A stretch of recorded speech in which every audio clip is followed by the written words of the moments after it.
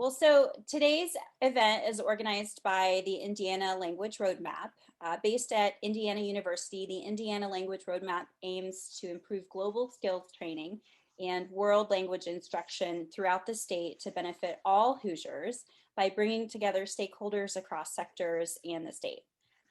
One of the things that I want to start with, rather than having me talk for several minutes, is just letting our panelists get to tell you all just a little bit about themselves. And I'll start.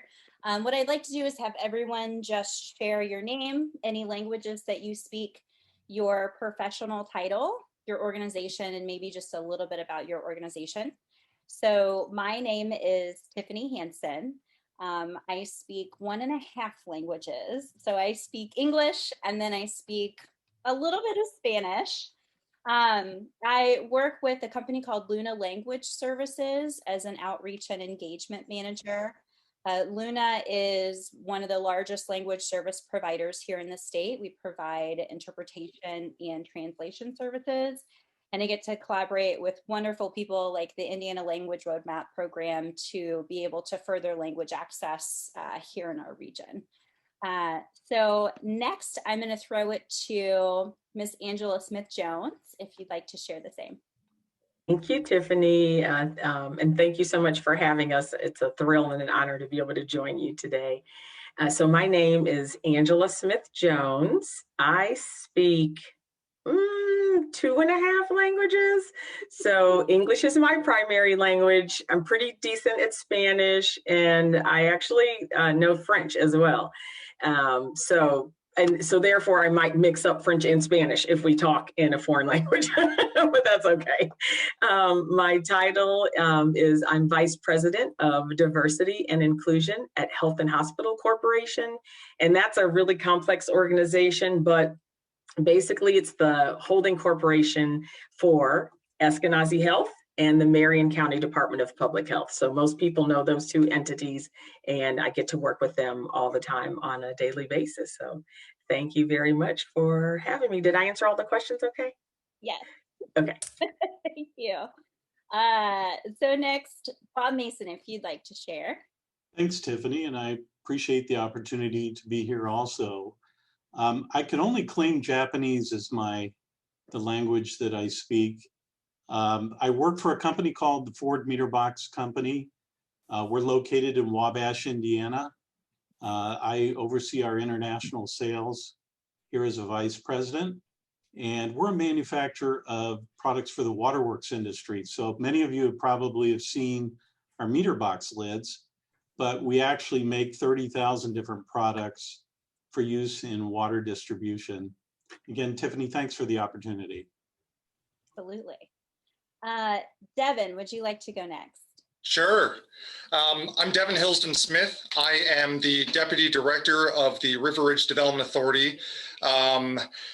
Languages, does Canadian count as one? Because I am here on a green card, I'm a Canadian citizen. I actually did take Spanish, believe it or not, then in both high school as well as at Ball State.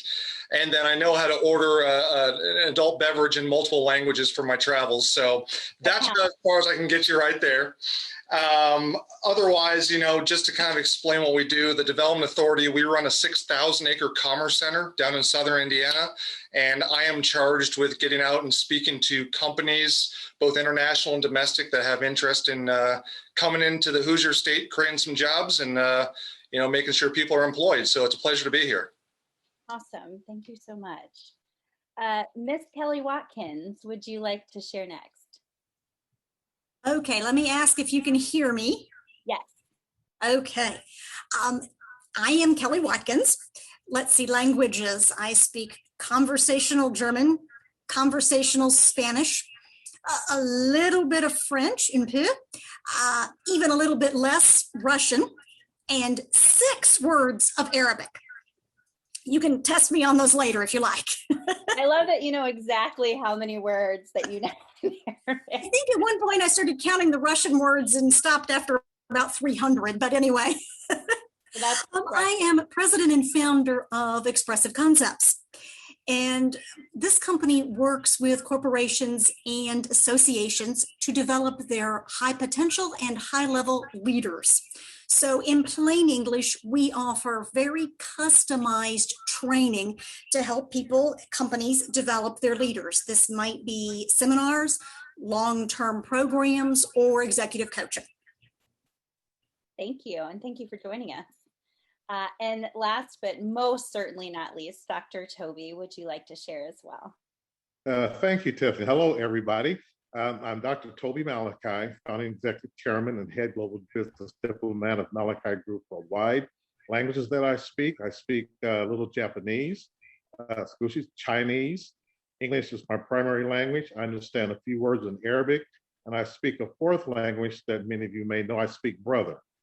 So that's one that we always clued in there. We started our 40th year in business. We're headquartered here in Indianapolis, Indiana.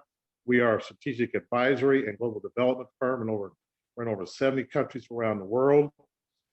We have offices in Dubai, Singapore, South Africa, Washington, D.C., and I'm contemplating another office, but I can't tell exactly where it is right now due to COVID. We kind of restricted that. We are internationally recognized experts in helping small and medium-sized enterprises, private sector global business leaders, investment groups to facilitate their cross-border deal transactions. We are experts in also helping them give them hard-earned trade advice on how to navigate today's new normal, which none of us really know what the new normal is in trade. And we also are internationally recognized for our global business diplomacy, which I'll talk a little bit about a little later on. And that's in terms of how things used to be done, diplomacy by ambassadors, but now business, it's now business diplomacy. That's something we'll talk about just a little bit. And we're also helping Indiana companies and companies around the United States to access profitable and unlocked channels where they normally can't get to. We can help them break those barriers down.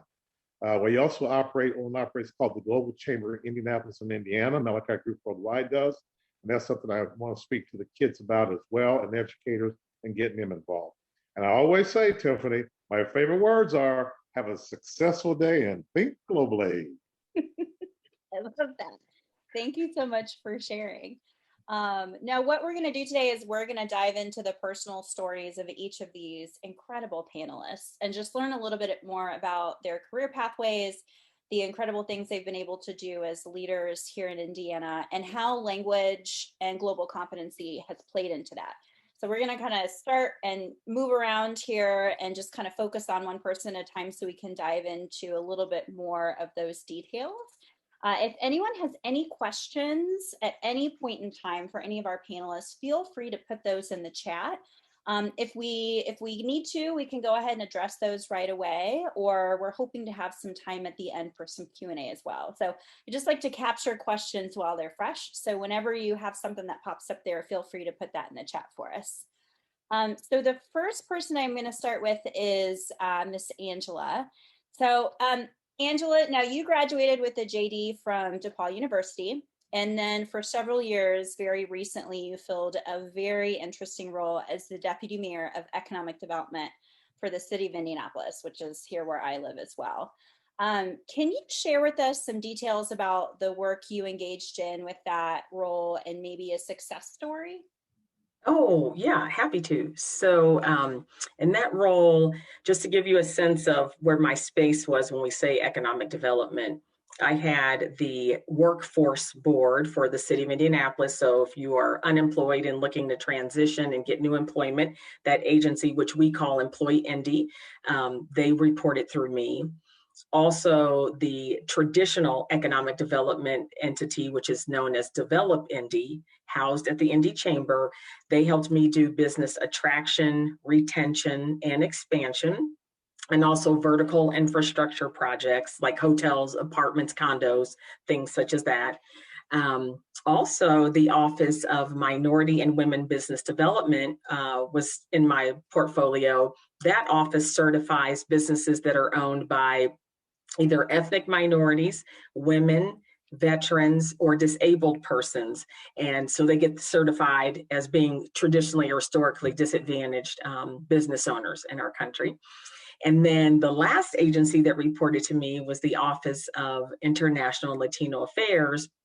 And I was very fortunate enough in my role to be able to meet with every foreign delegation that came to the city of Indianapolis that wanted to meet with our mayor, Joe Hogsett. I either staffed the mayor or I took the meeting on his behalf. So a very diverse portfolio, and basically kept me like all over the city of Indianapolis in every kind of way. And it was really fun and exciting.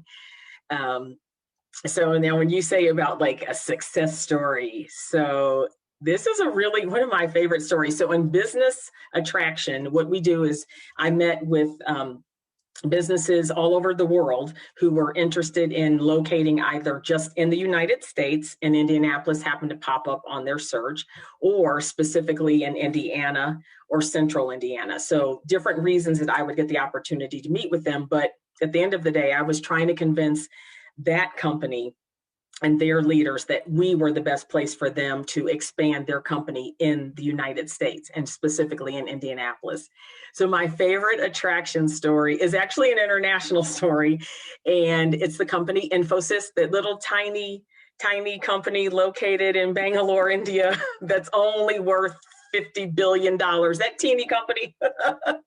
So that's one of my favorite success stories, because when I staffed the mayor in meeting the delegation, the C-suite, it was the COO and the chief governmental affairs individual. It was so exciting to be able to see and hear the passion and the vision of the company for wanting to locate in Indianapolis. And this is the craziest thing. When we have coffee in person, I'll have to tell you the whole story. But after we met, I'm sitting across the table from this guy, and just FYI on the table, don't ever say to a person of color, you look just like that same person, because we don't look like anybody, but we look like ourselves. But anyway, I'm looking at this guy and I'm like, he totally looks like this guy I know. And they have the exact same last name. And I'm like, there's no way, just because he's Indian. Like, I hate when people do that to me. So I know it's not true. So the meeting's going on and on and on. And finally I was bold.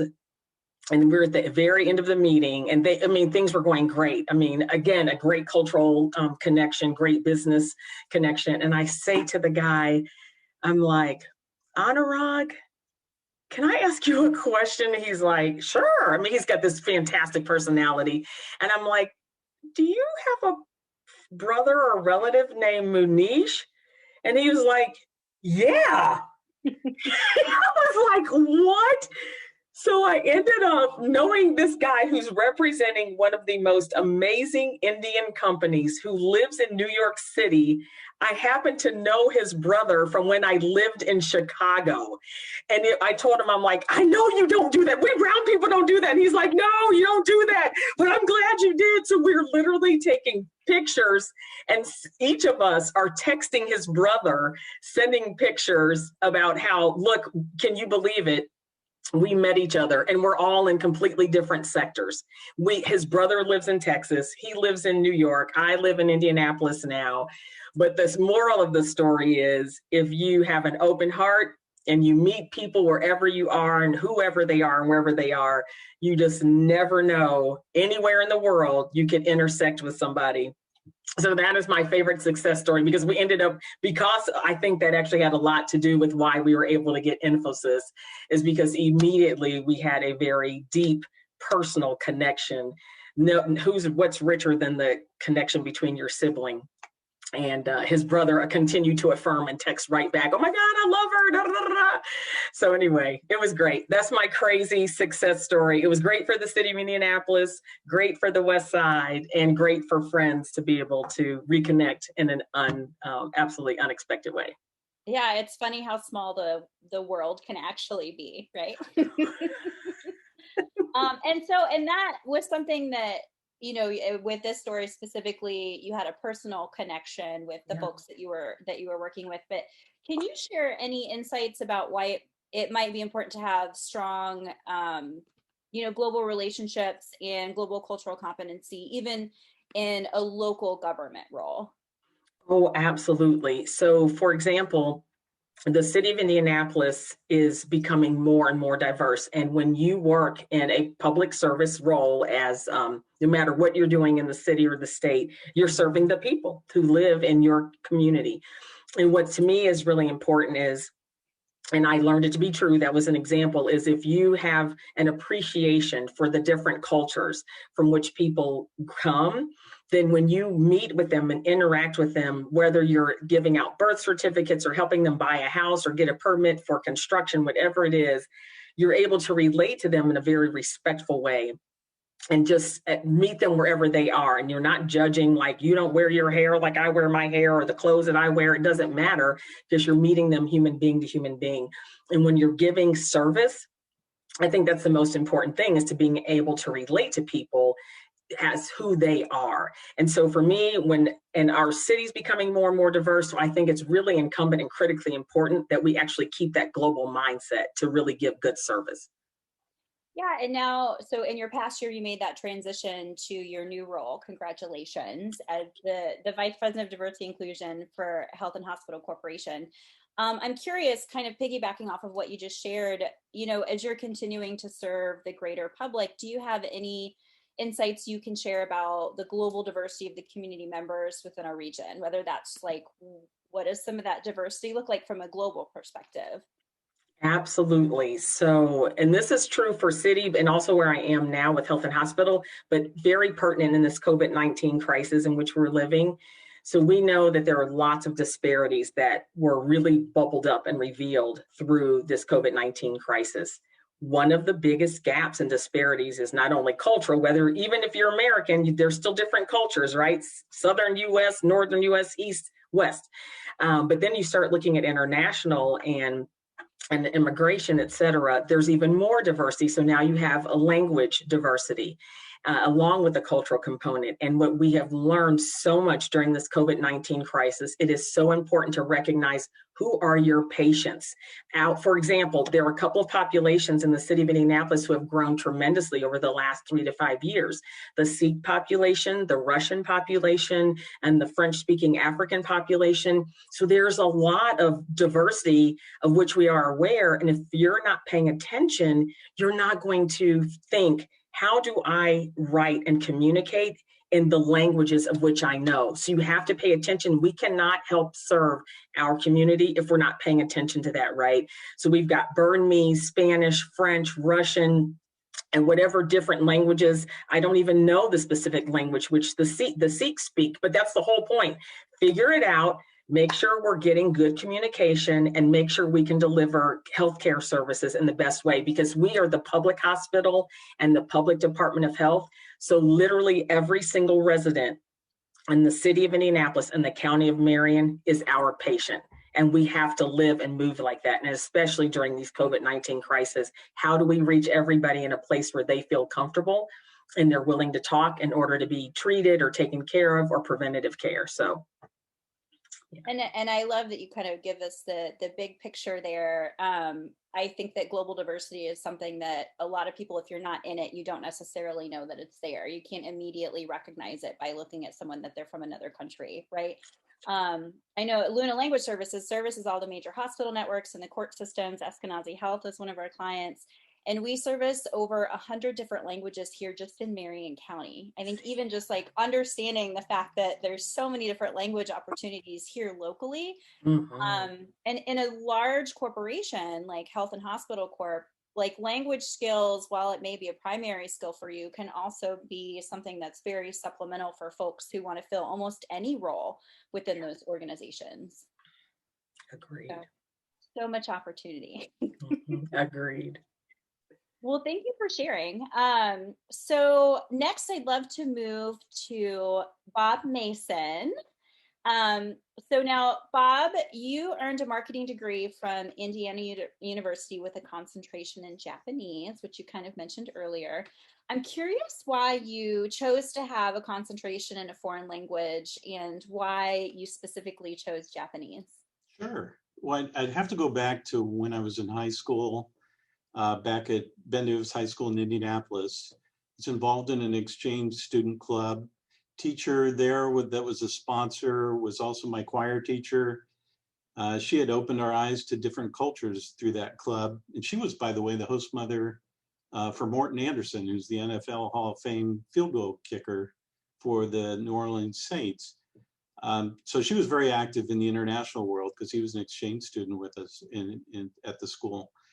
I had taken French courses, but I was one of those students that sat in the back of the class and prayed that I wouldn't be called on. But as a result of being exposed to other international cultures, I decided one day to apply as a high school exchange student through Youth for Understanding and wanted to go to France. And as luck would have it, the French program was full. And so I figured, why not go to a country that I was so far off the map and I would never go back. So I applied for the program, was accepted for the summer homestay program, and then returned to Indiana University and entered the business school while I pursued a degree in marketing.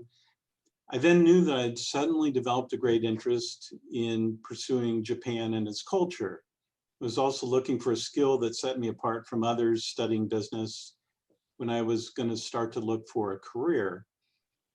Even in college, I struggled to learn the language. I had a great professor at IU who took me aside one day, and I was about to go on the IU Year Abroad program, and she said, I know you struggle, Bob, but keep trying. You can learn Japanese. And she was right. It was all about perseverance. It paid off, and I still keep in touch with that professor 38 years later, Sumie Jones. Was a great influence on me. If I'm ever being asked for advice on pursuing a foreign language, I tell high school and college students that it's not only about learning the language. That's not just the important thing. It's about understanding the culture and how the language used in real life is equally as important. You pick up cultural cues, you pick up body language in a culture that'll give you a leg up to properly adapting to the culture in addition to understanding the language. Let me give you a quick example. The concept of using silence changes from culture to culture. There's a common joke for those of us with a relationship in Japan that the Japanese think carefully 10 times and speak once, while Americans speak 10 times after thinking just once. And we as Americans tend to feel extremely uncomfortable in a group setting when a silent moment occurs. We feel that a conversation needs to continue moving, and a silent moment is awkward. But it's not uncommon in a business meeting in Japan to suddenly have a period of silence in Japanese because they tend to internalize as they digest information. I've been in several business meetings when Americans ruin their negotiation position because they have a tendency to try to keep the conversation moving when a silent moment hits a conversation. The common phrase in negotiation is whoever talks first loses, and nothing is more apropos in Japan. And we as Americans, we tend to have diarrhea of the mouth. We go on. The simple answer is, while it was luck that I initially studied Japanese, and over the past 38 years of having a relationship with Japan and its language, I would never be where I am today if it wasn't for a foreign language background, in addition to earning that business degree. While interviewing for jobs, many companies would claim if offered an overseas assignment, they could send one to school to learn a language. However, that's not easily accomplished in today's as life responsibilities take over. So to all the high school and college students in today's audience, let me stress the importance of using the time you have while still in school to dig into and master a language, because after graduation, life takes over. I love that. Thank you so much for sharing that. I know I mentioned earlier, I have 1.5 languages. I speak Spanglish.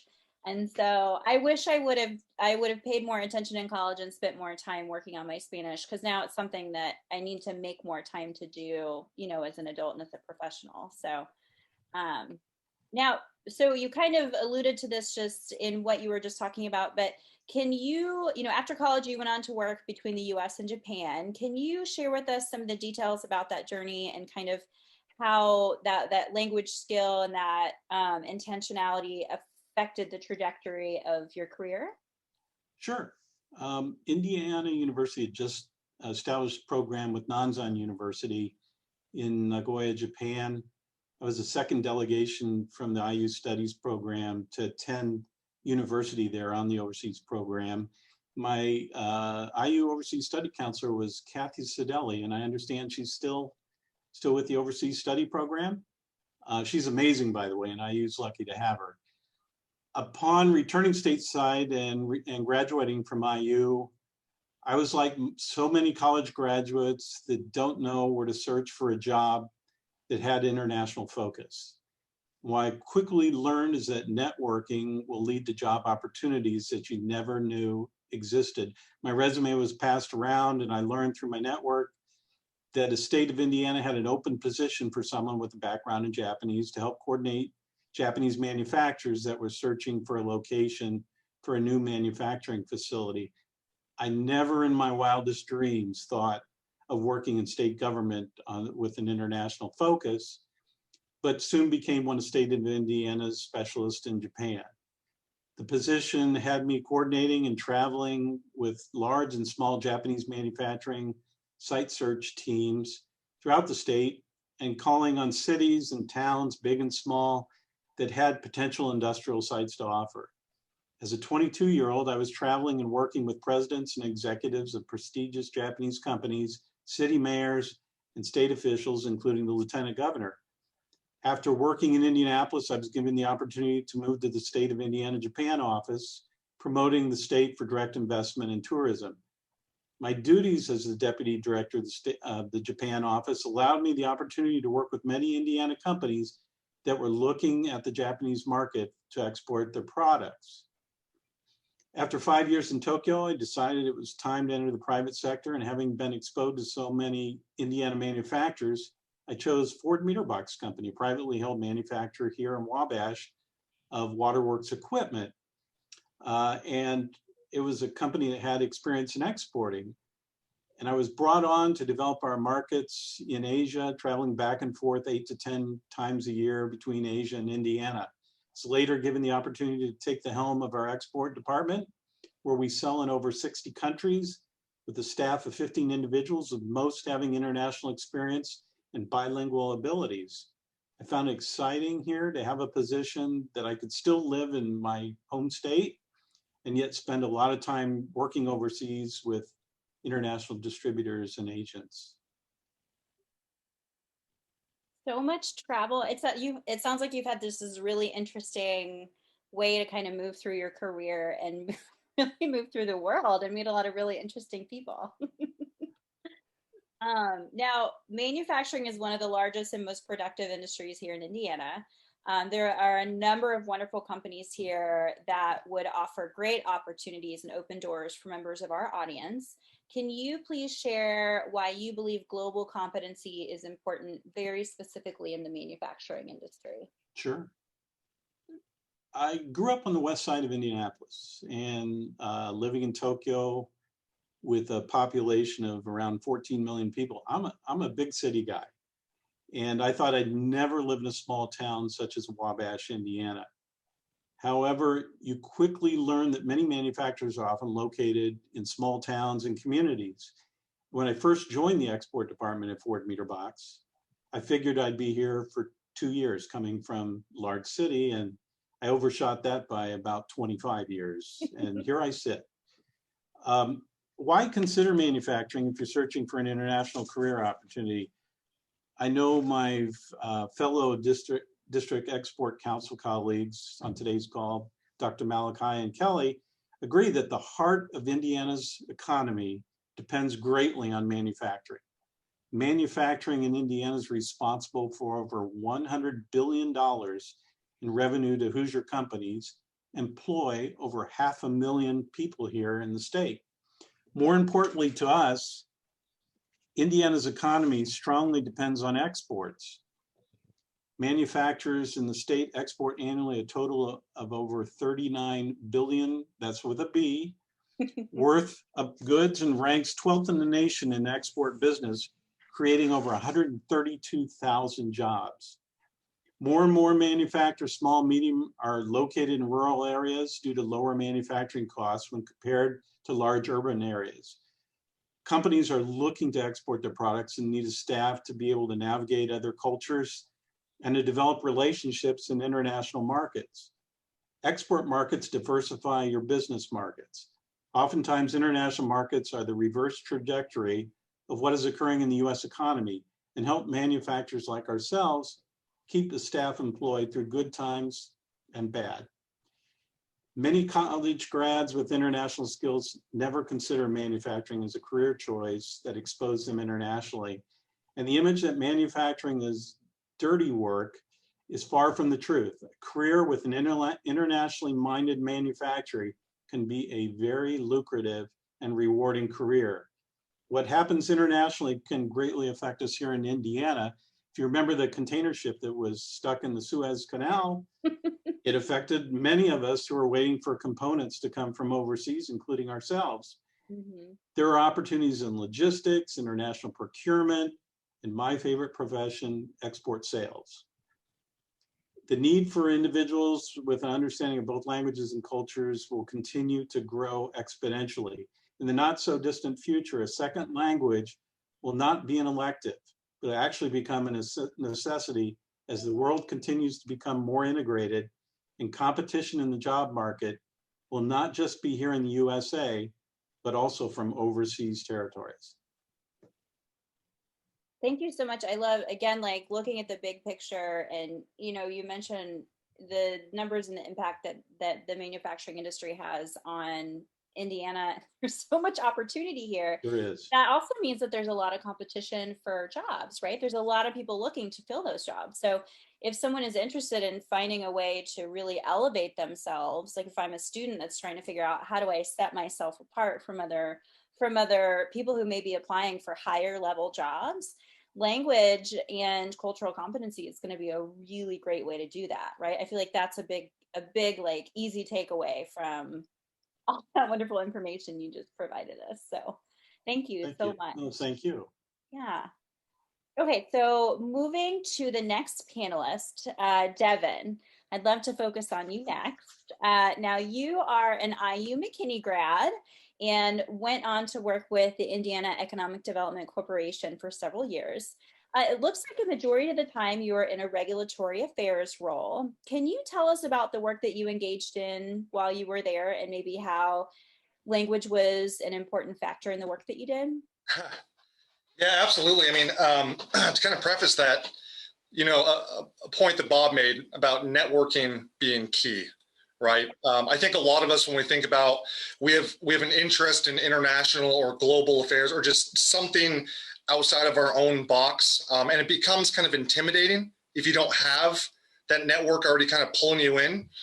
And so I actually interned at the Indiana Economic Development Corporation while I was in law school, simply because I was on a moot court team, and I stepped up for a teammate who had just had his son.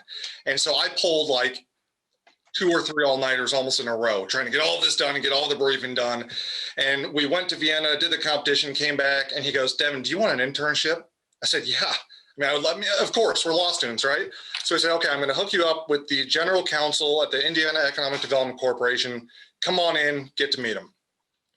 So long story short, fast forward to the interview, went great with the Indiana Economic Development Corporation, and the general counsel said to me, "Devin, do you have any questions?" And I said, "Yeah, what the heck is economic development?"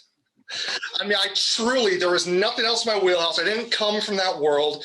In fact, anybody else that's on this call, economic development is probably, I have no idea what you're talking about. But I got my foot in the door. I started learning. I was hired on full time. I was then promoted to become director of interagency affairs. And it's all because I found the right network, and then being able to translate that down to where I am. The main point I want to make there is don't be intimidated by something as big as globalism. Embrace it and allow folks to pull you in, because everybody's looking for sharp new minds that can help push us forward and think differently, especially as we enter into new phases or eras in globalism. So back to your question, in regulatory affairs, the other thing is I had no idea what I was doing when I first started. I really didn't. But what I did was, in regulatory affairs, especially in economic development, you know, Angela, you spoke about attracting companies to Indianapolis. I was working on behalf of the state, and teams like Angela's or the business development team at the IADC, they were the ones that would respond to these big leads. And it was kind of the, you know, the sexy, we're dating, here's what I want to offer you, here's what's great about us. And then I would have to pop out at the back and go, have you thought about permits yet? Sorry to, you know, wet blanket here, but have we thought about permits and regulatory? And you know, a lot of times it was, don't ruin this, Devin. Don't bring that up yet, because we're trying to get them interested in Indiana. But my point was always, if I could get in front of the company, learn what they were doing. Bob, manufacturing, right? Manufacturing, you're going to have wastewater. You're going to have, depending on what you're doing, maybe some air emissions. Maybe you need a new road going or a new interchange going on to an interstate highway, or you need assistance understanding labor laws or anything that state government gets involved in. There's so much going on, especially for a company that is not from the United States and doesn't understand our regulatory environment.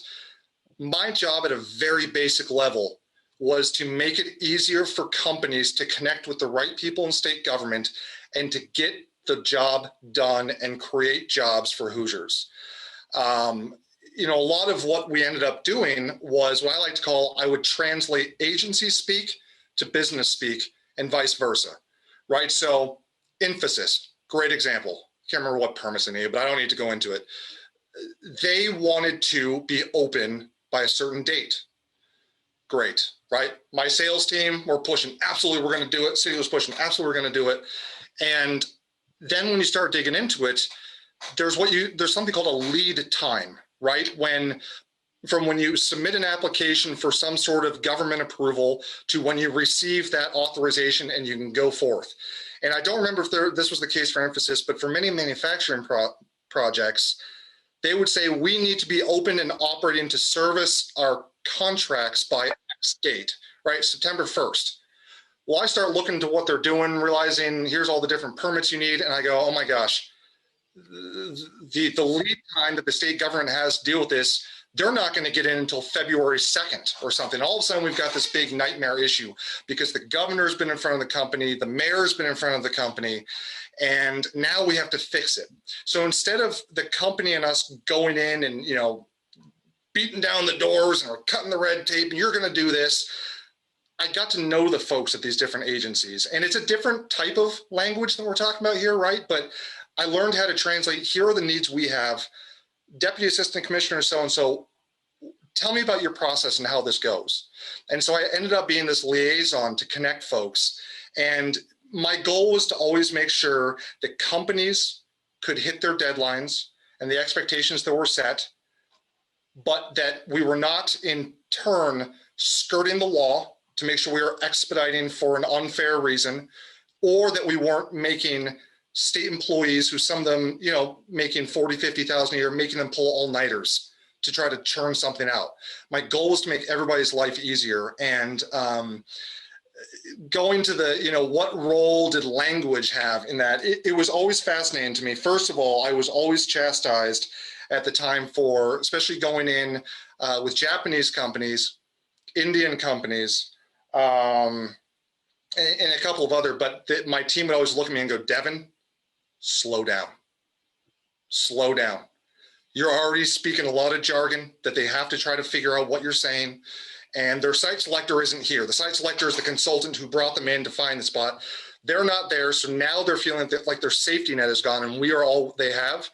And so the first thing I learned was I needed to slow down and make sure that, although I really needed it sometimes to be able to talk about the potential to emit particulate matter 2.5 per year and before controls and after controls and getting into PSD, Title 5. You guys don't even understand what the heck I'm saying, right? Right. I needed to find a way to communicate that in a very simple way, convey a sense of urgency and convey a sense of partnership that these folks across the table they're not your enemy. They want to figure out how to make sure that you meet your goals, but don't hurt them in the process. And the other thing that I always found was whenever I would put regulatory, I'll just call it for what is bureaucrats, right? Folks who work for bureaucratic agencies. Whenever I got them in the same room with folks from a company from another country, I always had to sit down and remind and put them through a little training. We can't assume they know what you're talking about. If they ask dumb questions, assume it's just that we're not getting across properly. So my goal was always make it as easy as possible and make it as welcoming as possible for these companies as I could. And I would like to think over the 5 years, we did a great job at that. Yeah, and I love that you said it's a different type of language that you really had to focus on, right? Like no matter who you're talking to, if you're talking to someone in a language that's anything other than their native language, it like their mind typically thinks in their native language, right? And so even being mindful of what vocabulary that you're using, how quickly you're speaking, even you said you had to translate from like legal language to regular business language to have really productive conversations. And even when you're thinking about if you understand linguistic differences between two different cultures and two different language backgrounds, then you understand that most of the time it's going to be more beneficial to bring it down to some of that more simpler and straightforward language, because that translates and interprets so much more clearly. Absolutely. And then you know that you're on the same page, you know that everyone is in the same understanding, etc. But if you don't have a background in language skills, you're like, of course there's a word for it in whatever language, right? And sometimes it's not the case. So I love it. Thank you. Thank you so much for sharing that. In the interest of time, we're going to move to Miss Kelly. Kelly, you graduated from Indiana University Kelley School of Business, and you founded your own company in 1992, which has become very successful and it's still going strong. Can you tell us a little bit more about Expressive Concepts and what it is that your organization does? Absolutely. And let me just apologize up front. I am in a hotel room right now, and it was very quiet until you said my name. And apparently there are fire engines going by right now. So I don't know if you're being entertained with that or not. We can't hear them, so you're fine. That couldn't be any more perfect for some group of people talking about global, because often when you're global, you're traveling and you're in a hotel room. And if nothing else, you learn to be flexible. So that wasn't even your question. I was just highlighting the fire engines going by. As long as they're not coming to my hotel room, I think we'll be okay. So I can't talk about my company without talking about my dreams as a little girl. And since I was 5 or 6 years old, it was my dream to see the world. I wanted to see everything and particularly the people all over the world. And so I got my bachelor's and my MBA from IU, and my MBA is in international business. And my goal at the time was to be one of the first female CEOs of a multinational corporation. And I worked in corporate America for a couple of years and discovered that I didn't like working in a big corporation. So I said, you have this global desire. How are we going to do something different? And this is very pertinent to the high school students listening now and to the college students listening now, because maybe you're changing your majors. Maybe you're not sure what your major is going to be. Don't stress about that. Think about what your interests are more than anything. And so I pivoted back before that was even a word and decided to start my own company. And I designed the company from day one to feed this passion of global travel. So although it is a domestic company and most of my clients are still here in the US, throughout the 20 some odd years I've been in business, I was always actively seeking these global clients who somewhere in the world would like a leadership development seminar or workshop or a keynote or a long-term program. How could I leverage what I do with those global clients? And for me, it was not just about the travel, it was about the interaction. I really love meeting people from somewhere else, whether that's down the street, next door, next continent, next ocean, wherever that might be. And for years, I traveled a lot in the US and internationally. And now I like to say I am globally connected. I don't have to be on a plane to think global, to be global. I can do that. Of course, in the past year, we've all learned to do that via Zoom, but there were lots of ways that I still feel this I don't know, evangelist for global. To quote Dr. Malachi, think global. I don't think I say it quite as much as he does, but we're getting close there, getting close. So I guess I want to wrap up with this, with just saying that for me, not only was the business designed to feed the passion, but even my volunteer work. And if we have time at the very end, I might talk about that just a little bit more. But what I did to make money and what I did to give of my time were also volunteer opportunities that had some kind of a global direction to them. So as I said, if we have time at the end, Tiffany, I'll tell more about that. Yeah, well, and so you've worked with clients in all 50 US states and on all 7 continents. So you've achieved the goal you set out as a little girl. Yes. I love your opinion about why global competency should be a core part of leadership development, since that's a big part of what you do is leadership development across Indiana and really across the country. Well, the thing is, with leadership development, you are leading people, not dogs, not cats, not goldfish, but you are leading people. And you may, those folks on the call here may not be going out into the world. You may stay in Indiana, but as you have heard from all of these wonderful people, from Angela, from Bob, from Devin, that you will hear from Dr. Malachi in a minute, that the world is coming to you. Mm. And so when you are leading people, you must have this global competence. You must be aware that people are different. They have different backgrounds and different perspectives, and the obvious part about different languages and different cultures, but beyond that, even different communication styles. Mm-hmm. And when you can be aware of that, you can use that skill set with everyone. Whether the person you're working with or the person that you're leading is from Indianapolis or from India. Quick side story. When I first graduated with my degree in international business, I ended up in Indianapolis. And I was talking to a couple of my friends from high school and I said, I'm moving to Indy. And they went out and told their parents I was moving to India because they knew Kelly was all about Think Global. So Kelly had to be going somewhere. So I was really just moving from New Albany, Indiana to Indianapolis, Indiana, but for a while, a lot of my friends thought I was in India. So there you go. That communication breaks down again. With global competency, again, it doesn't matter who you're leading. The skill set about understanding those different perspectives, those different viewpoints, that works with everyone. And here's the thought you may not have even processed before. When you start thinking about other people's perspectives, viewpoints, communication styles, any of that, you also become much more self-aware. Mm-hmm. You become more aware of yourself. And by definition, that will help you become a better leader.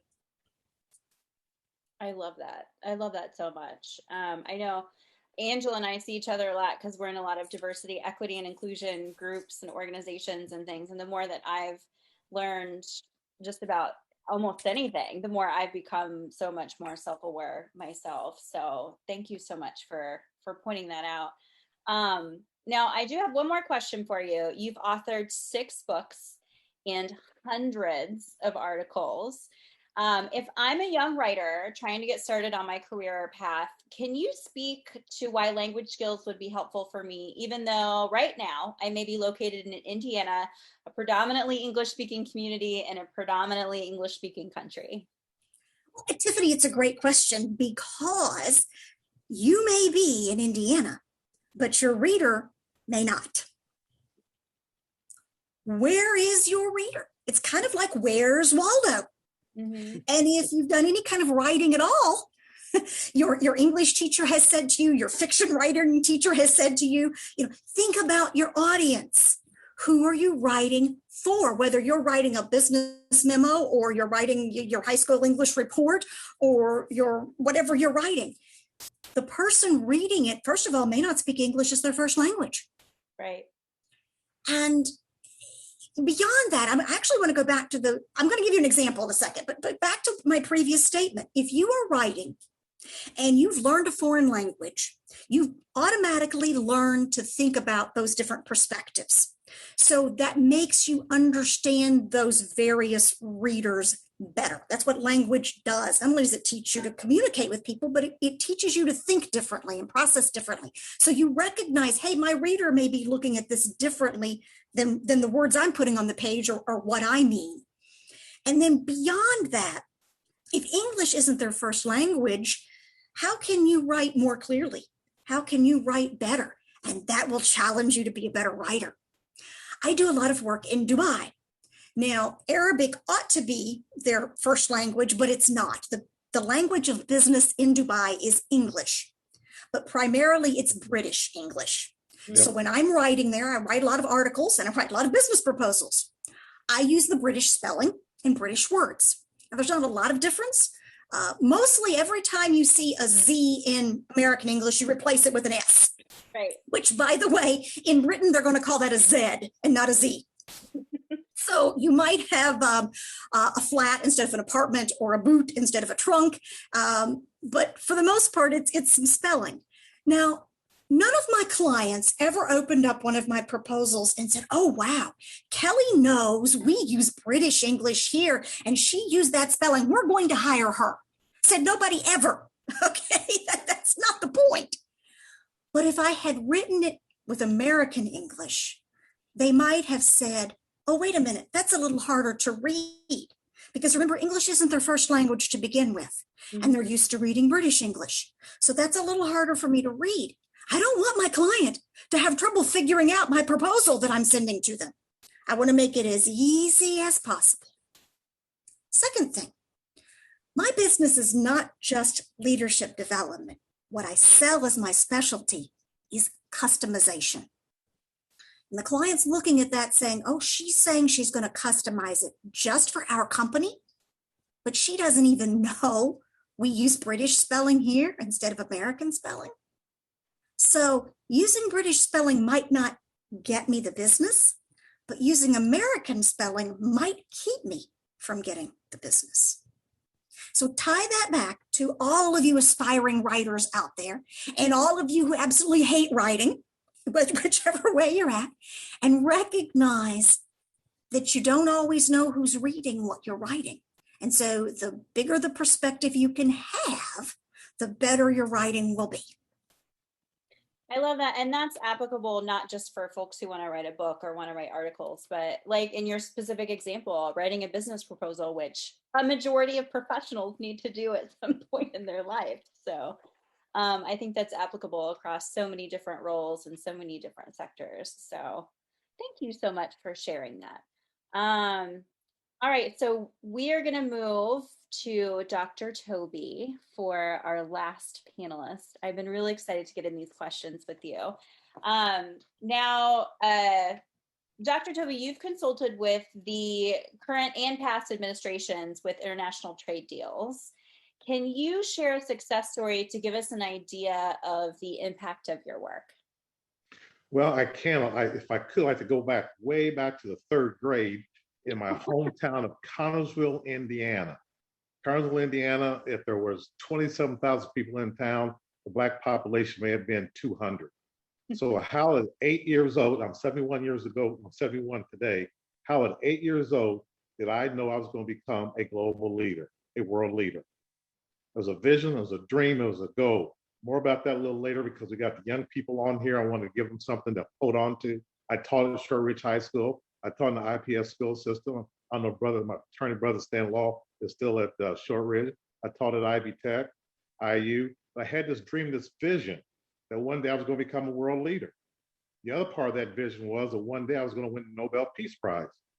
The only goal I have not obtained as of today is my Nobel Peace Prize. They now have one called the Laureate, called Business for Peace, and I'm working on that one right there. But coming up in a small town like that, my mother, raised by a single mother, my late brother and sister, we had to learn how to speak. We had to learn how to speak the King's English language. My mother did not go for duh, buh. If you did, you got smacked in the mouth or on the rear end. So you couldn't. Little did I know how well communication and speaking clearly, as great panelists have said, and Kelly has so expertly said, will come into play. So I always had goals and dreams to become a world leader. And to start out, to fast forward, I became the first Black, and I come from a lineage of first in my life. So pioneers never get any rewards or honors. We just get arrows in our backs. But I became the first Black vice chairman and chairman of the Indiana Small Business Council, where I was on the board of directors of the Indiana Chamber of Commerce. There, we got a little press for the great work we're doing in Indiana for small businesses. Indiana's a great small business state. It's one of the best states still in the country, as far as I'm concerned, to do business in globally or domestically. And so we got some press for the Wall Street Journal, USA Today, Entrepreneur Magazine, and others. Out of that, I got picked up by the U.S. Chamber of Commerce, U.S. Small Business Council, where I was a first again charter member of the U.S. Small Business Council, and then I went on to what they call the Big Board, U.S. Chamber of Commerce Big Board. And out of that, I was recognized through the press by leaders around the country for my speaking communication ability. And at that particular time, we started getting this country called free trade agreements. The first time we had talked about it. And my mother, God bless her, on her deathbed, before her deathbed here in Indianapolis, Indiana, my office is just down the street from Shortridge High School and Ivy Tech. My mother said one day, one of her boys is going to go to the White House to speak. And when he does, he's going to speak clearly, motivationally, and influence, but he's going to speak the King's English language, and his shoes are going to be shined. Little did I know I'd be that boy out of three. On my mother's deathbed in Cartersville, Indiana, I was in the White House. It was our first trade agreement, first free trade agreement. And there in the White House, I was. There was only 3 Blacks in the White House that day, 3. There was the late Commerce Secretary Ron Brown, Secretary Rod Eskridge of Agriculture, and this little country boy from Cartersville, Indiana. I love it. And I'm sitting there with Alexis Herman, who is also the lead board member for Cummins Engine this very day, and another lady named Ann Wexton. I'm sitting there, and I'm on the front row, and one of the hometown boys calls my mother up, says, "Beaner, you got the TV on?" She says, "Yes, turn it on, turn it on, turn it on." She turned on the TV weekly, had the nurse come in, and there she saw her oldest son, not with 1, but 4 presidents of the United States of America on the front row. President Carter, President Ford, President George Herbert Bush, President Clinton, Vice President Gore. She passed shortly after that. Oh, that's amazing. But out of that came the free trade agreements and speaking ability again. Indiana had our very first trade mission. It was to Osaka, Japan, actually. We started Seattle, Washington, when I was chairman of the Small Business Council. And we went to Seattle, Washington, and from there we went to Japan, Osaka, Japan, our very first, state of Indiana's first trade mission. The only one I've ever been on, ironically. All the trade missions our governors have, I've only been on the very first one. I told you, first one gets arrows in the back. We don't get rewards and honors. And out of that, the success story is we met a gentleman. So we got somebody to teach us Japanese. I wish I knew Bob Mason back there because he's excellent, he's very humble. So seeing a brother speak some of Japanese words from parents with a little hillbilly twang was quite funny to a lot of people. But we made it through. And we got to Japan and we got to the hotels, the Hilton Hotel. And the Hilton Hotel starts on the 5th or 6th floor. There was a Japanese gentleman. I always wear custom suits and custom shirts and bags. A Japanese gentleman had a great big bag. The bag was bigger than he was. And we got off the bus from the airport, and he put this great big bag on my ill-skin leather bag and my tailor-made suits. Now, normally I'd have copped an attitude behind that, right? So we had great Japanese training, you know, that, sumimasen, have to lift it off. We bumped, he looked at me, went, that's what he said. So I said, okay, I'm a brother, so can I do that? You know, so I'm looking. We go upstairs to walk in to sign up. We're in line with each other. And so he's behind me, called our name, stepped forward, and I said, sumimasen, he goes first. He went to the front desk, came back and looked at me again and went, again. So everybody kept saying, like, why does he keep doing after you? I said, I don't know. And so we go down to the convention center, the Sign Convention Center. There's this Japanese gentleman again, right beside me, as we go into the same line to sign up in. I said, sumimasen, he goes first. He goes in, he comes back to me. And this time he gives me his name card. And through the training that we had, we learned how to receive the name card with two hands and look at and observe it. But each other did that. I said, domo arigato. Thank you very much. Most powerful words in the English language, in any language, ladies and gentlemen. Thank you very much. And so I get a call, the conference starts, I get a call about 4 o'clock in the morning, and I can really understand this gentleman. He said, Tabe, Dr. Tabe. And I'm going like, yeah, this is Mr. Matsushita. We met, yeah, can you come down for breakfast? We want to meet with you. Now it's like 4 o'clock in the morning. He said, are you up? Well, of course I lied. I said, yeah, oh yeah, I'm up. 4 o'clock in the morning, yeah, I'm up. I do a dry, you know what a dry clean is? You throw water on your face, you put your clothes on, you go down and eat. We go down there, they're done with business leaders in Japan. We speak. He invites us over to GBOC, Global Business Opportunity Conference, 1990, October. Little did I know, Mr. Matsushita is one of the most powerful men of all Japan, and he's kidding with Shustek Electric, which is in Tokyo, which is the largest. But because of manners, trying to understand some basic language helped carry me through. And so out of that became other opportunities I won't go into right now with China and with Africa. I know somebody's on with Senegal. Senegal is the very first place in that West Africa where I put my foot on the ground. My godmother was from London, England, who just passed. Manchester College, me and the president, I just come off the board serving with the Independent Colleges of Indiana, 31. There's great people on board. Of course, IU, I'm on board Cyber, I'm on the advisory board for Indiana Language Roadmap. Thank you, Dr. Hillary Kahn, for that. So there's this great opportunities and this thing called coming free trade agreements, free trade agreements. Most Americans never knew what free trade agreements were. I would have to tell you, probably didn't until the last president of the United States of America. And he talked it up. I may not agree how he talked them up, but nonetheless, it was good for me because something that Kelly said, that was a turning point where we no longer had to get on airplanes and go travel these tens of thousands of miles. The world started coming to us. And so I was one of our advocates. This is my 6th president in a row. It's a record, they tell me. Another first, so I'll get more arrows in the back, no awards or promises. That's great. You are the man of first. I don't think you do anything unless you can be the first to do it. I love it. I just want to make the paths for the young people. You're a trailblazer. I want the young people to make the paths. They're the ones going to carry the torch. I'm just doing the short time I'm here on life, on earth to do. I want them to continue it on. That's so great. Well, and so you started to talk about free trade agreements. So, you know, here in my notes, I said, since NAFTA, you are the only person from Indiana in an official position that has and continues to work on over 95% of the U.S. free trade agreements representing small businesses. Can you talk for just a minute about why free trade agreements are important to Indiana and how does language fit into those FTAs? It's a very smart question. Thank you for asking that. You're outstanding. NAFTA was our country's first free trade agreement. We had some problems with it, but it was the first. Every time something's the first, you have bugs in it.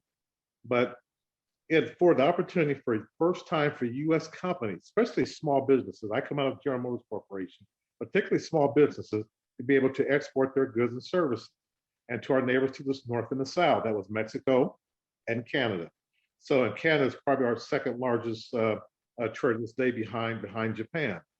And so it's the first time it opened up time for Indiana businesses to no longer have to sell their goods and services in the country, but can sell them out of country. And as a result of that, we started hiring more people. We started paying them higher salaries. I know that's it's always going to come up. And we gave them some greater benefits. And we want somebody who could speak or at least have a proficiency or at least a working knowledge of some type of foreign language. In doing these free trade agreements, I've worked on all of them, including the last ones. And President Biden has asked me to continue on the White House Business Council. And we're going to be doing Kenya next, just like and then the UK after that. Kenya is special to me. We just bought a wine vineyard in Kenya, so I'll send you all some South African wine. What free trade agreements also do, and every panelist on here knows, it opens up the opportunity, it levels the playing field for Indiana Hoosier small businesses to sell their goods and services on an equal playing field, level playing field. Now, here's something, a claim to fame that happened. Many of you may remember Carrier Corporation. Carrier Corporation became the news because of NAFTA and TPP. And that was a big, big deal. And I know the people at IEDC, great people. I talked with them about a month ago. Congratulations, Secretary Stanton. And so at that time, it was President-elect Trump and Vice President-elect Pence. And Trump made Carrier Corporation his stepping stone into dismantling free trade agreements. And it had to do with money and so kind of things I won't go into. Well, I'm the guy. This was live on Channel 6 on ABC. I'm the guy the White House sent in there on the very day, local union 1999, steel workers, good day steel workers, to calm it down and say these free trade agreements are not the monsters that they're made out to be. Of course, we want them to be fair. And I walked in that day, that was the day the Carrier Corporation said, we're going to pay these employees $5.85 an hour. It was about 100 degrees outside, 110 degrees inside that union hall. And so I started speaking a little foreign language and it kind of confused them a little bit. It was packed. But we made it clear on what those free trade agreements did, and they weren't the animals that they've been talked out to be. They had to be tweaked, of course they did. But that's important again of global business diplomacy. And speaking of global business diplomacy, in Indiana University, Timothy Ford wrote a book, The Diplomat in the Office Corner. Professor Courts at IU, it's a great book on it. I have it autographed, signed copy. And I mentioned earlier that diplomacy used to be, let's get the US ambassador, he'll go in and smooth things out. Well, now with the business climate like it is and the borders being opened up more and more and more for outside the world coming to us, and we're going to them, then now you got to learn how to talk with people. And language is a very, very important. Case in point, a short little story. I was the co-chair of the independent co-chair of the Immigration Welcome Center on employment and economic development. And on that, what we tried to do, we took all the immigrants and foreign nationals that we could think of, certainly Indiana came, and we tried to help them start a small business, get access to finance, capital, access to resources that everybody spoke about, and to let people know they're on the same footing as we are. And I say this to the young people listening on, I say this to anybody who's listening, somebody speaks a different language to you, it's now a security risk. You have to understand what's being said. I won't go deeper into that, but hire them. These kids come from families abroad and they bring a wealth of knowledge and expertise, and they want to help us. Give them an opportunity, give them a chance. And that's what we do at Malachi Group Worldwide. I started a global chamber. I want to start a mentor program with high school kids and college students to come in. And I'll stop right there because I got a million stories. Dr. Toby. Well, thank you so much for sharing, and thank you so much to all of our panelists for sharing today.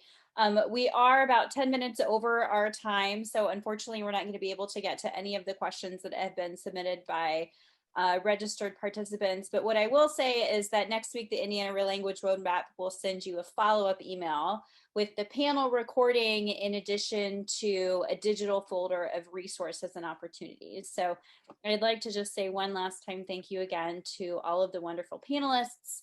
Thank you again to Teresa Nichols and the Indiana Language Roadmap Program. And hopefully you all will follow up with all of these wonderful professionals to dive a little deeper into how you can develop your language skills and how you can develop your global career here in Indiana. Thank you.